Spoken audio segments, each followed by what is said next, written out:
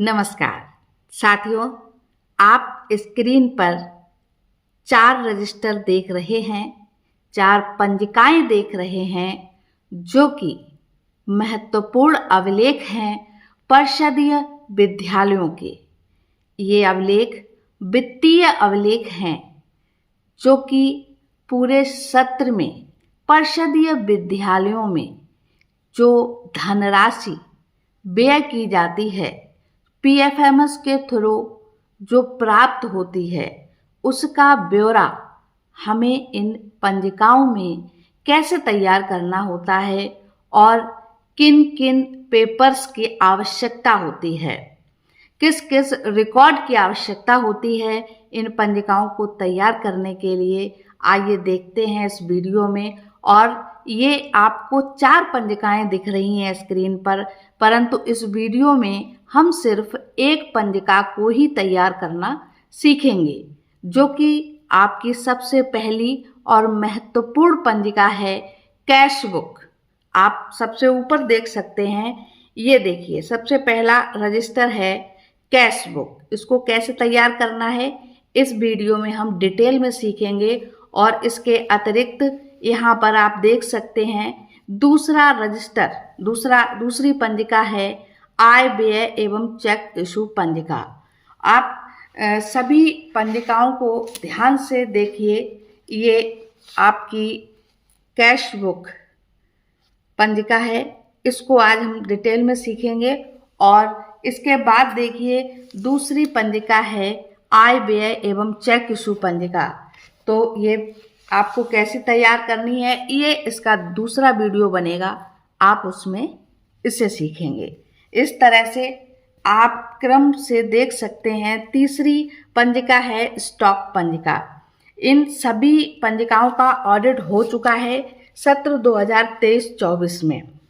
आप इसको देख सकते हैं किस तरह से ये पंजिका तैयार है। और ये देखिए ऑडिट हो चुका है। ये है स्टॉक पंजिका। और इसके बाद आप देख सकते हैं ये है गार्ड फाइल। इसमें किस तरह से ये लिखा हुआ है बिल वाउचर क्रम संख्या 1 से 11 तक। और जिस क्रम में ये आपके जो बिल वाउचर हैं उनका विवरण यहाँ फर्स्ट पेज पे लिखा हुआ है, इसी क्रम में ये बिल वाउचर इसमें लगे हुए हैं, आप इसको देख सकते हैं। तो ये चौथा रजिस्टर है, चौथी पंजिका है वित्तीय अभिलेखों की। और इससे आपको पता चलता है कि इन पंजिकाओं को तैयार करने के लिए हमें बिल की आवश्यकता होती है। ये गार्ड फाइल है, इसमें हम बिल वाउचर रखते हैं। और इसके अलावा आप अब देख सकते हैं स्क्रीन पर, ये है आपकी PFMS generated print payment advice. इसकी भी आवश्यकता होगी आपको कैश बुक रजिस्टर बनाने में। आइए देखते हैं आगे। साथियों, अभी आपने 4 पंजिकाएं वित्तीय अभिलेखों की जो देखी हैं उनमें से एक पंजिका, एक रजिस्टर कैश बुक रजिस्टर सत्र 2023-24 का, जिसका ऑडिट हो चुका है। आप देख सकते हैं ये स्टैंप लगा हुआ है और इसका ऑडिट हो चुका है। ये आपके साथ शेयर की जा रही है। और उसको कैसे तैयार करते हैं आइए हम सीखते हैं इस वीडियो में। बहुत कठिन नहीं होता है इन अभिलेखों को तैयार करना, बस थोड़ा ध्यान देने की आवश्यकता है। जैसे कि सबसे पहले तो आप देखिए यहाँ पर लिखा है ओपनिंग बैलेंस। पहले विद्यालय प्रबंध समिति का जो खाता होता था उसकी पासबुक सभी शिक्षकों के पास होती थी। हम उसको अपडेट करा के ये उसमें जो डेट है धनराशि की आगमन की डेट है, धनराशि कब आई है खाते में और कब निकली है, वो उसको अपडेट कराने से आपको मिल जाती थी, उसमें प्रिंट हो जाती थी। परंतु जब से पीएफएमएस के थ्रू हमको धनराशि प्राप्त हो रही है उसकी डेट हमको ओपन नहीं की जाती है, लगभग सभी मदों की तिथि हमको ज्ञात नहीं होती है। इसलिए हमारे पास ये PFMS generated print payment advice जो कि हम बैंक से रिसीव करते हैं, इसकी आवश्यकता पड़ती है और उसको हमें हमेशा संभाल के रखना चाहिए। हम जब ये PPA जनरेट करते हैं तो यहाँ पर देखिए एक डेट आ जाती है। ये PPA जनरेट करने की डेट है 17 मार्च 2024। हालांकि जब हम ये PPA बैंक में सबमिट कर देते हैं तो ये ज़रूरी नहीं है कि बैंक से धनराशि जो है हमारे खाते में या वेंडर हमने जिस किसी को भी बनाया है उसके खाते में उसी डेट में पहुंच जाए। 1 या 2 दिन भी लग सकता है, ज़्यादा भी लग सकता है, लेकिन हम ये जो डेट है PPA में जनरेटेड डेट, वही डेट यहाँ पर लिखेंगे। तो सबसे पहले आप यहाँ जब ओपनिंग बैलेंस करेंगे तो 1 अप्रैल 2023 यानी सत्र का जो पहला मंथ होता है अप्रैल और डेट 1 वही लिखेंगे और यहाँ पर लिखेंगे 0। आगे देखिए, जैसे कि आप इस PPA में देख सकते हैं कंपोजिट ग्रांट 50% 25,000, इसकी PPA जनरेट किया है 17 को, तो हमने यहाँ पर 17 मार्च 2024 ये डेट डाली है, कंपोजिट ग्रांट डाला है और इस कंपोजिट ग्रांट को हम किस उसके कौन सी मद के थ्रू निकाल सकते हैं। जो हमको एक लिंक दी गई थी या जो हमारे विभाग द्वारा प्रोवाइड कराया गया था, इस तरह से जब हम PPA जनरेट करते हैं तो हम ये उसमें भरते हैं, एक कॉलम आता है उसमें इसको फिल करते हैं, तब ये कंपोजिट ग्रांट की मद उसमें फिल होती है। तो इस तरह से हम लिख देंगे F.01.18, ये हमारे यहाँ का इसका कोड है।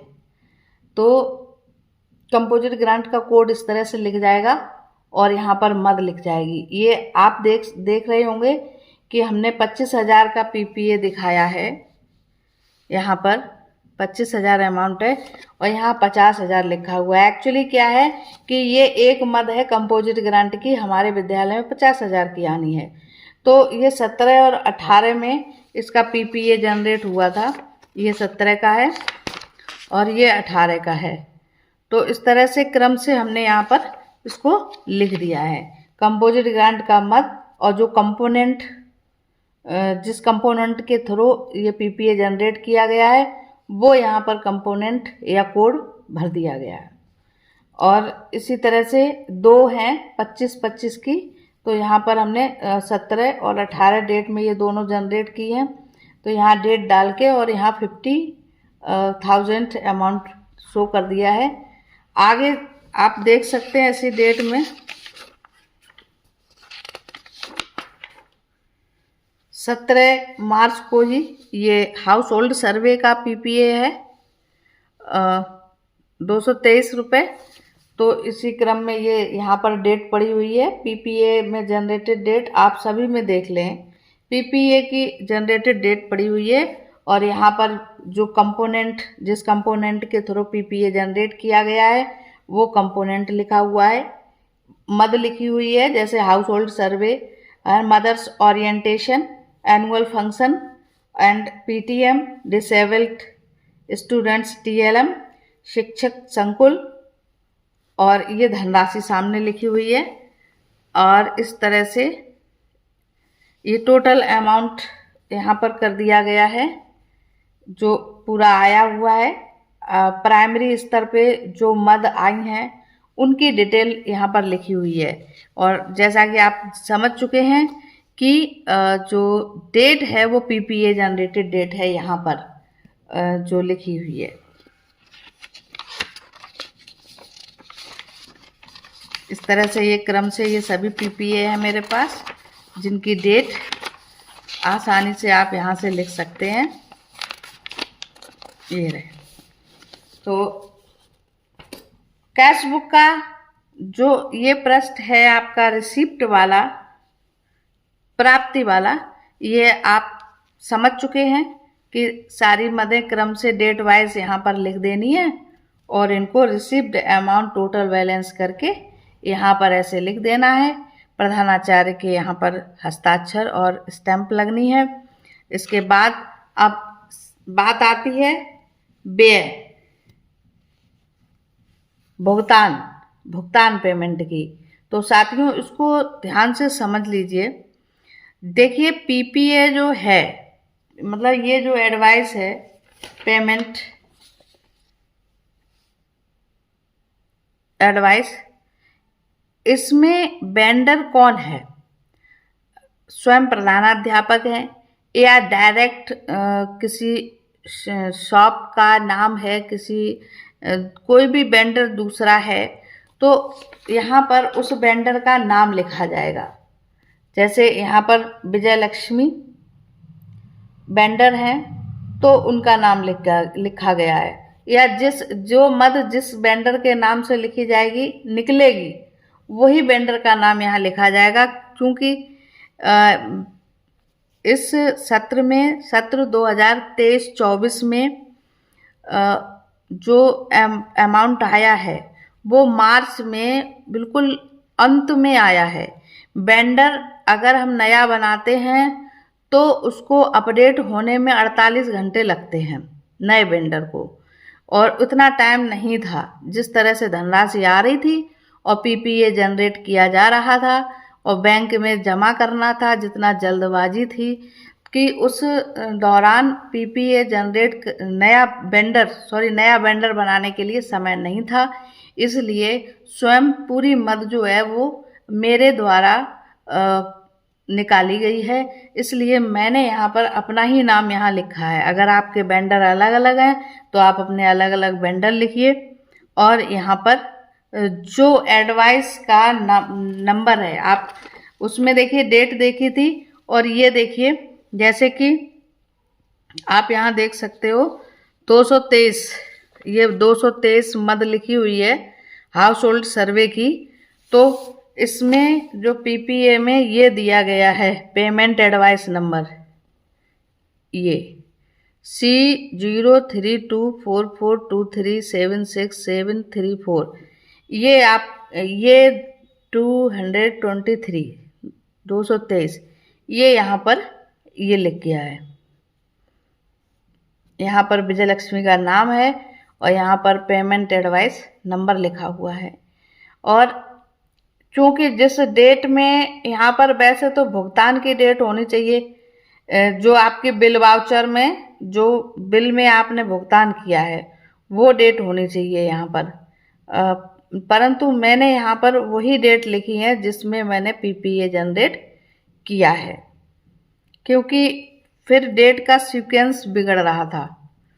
इसलिए क्योंकि पूरे सत्र का हम ये जो कंपोजिट ग्रांट है पूरे सत्र में अलग अलग डेट में व्यय किए थे और इसका अमाउंट लास्ट में निकला था तो मिसमैच्ड हो रहा था। इसलिए मैंने यहाँ पर जो डेट डाली है वो पीपीए की ही डाली है, बट यहाँ पर जो डेट पढ़नी है वो पढ़नी है जो आपके बिल वाउचर में है।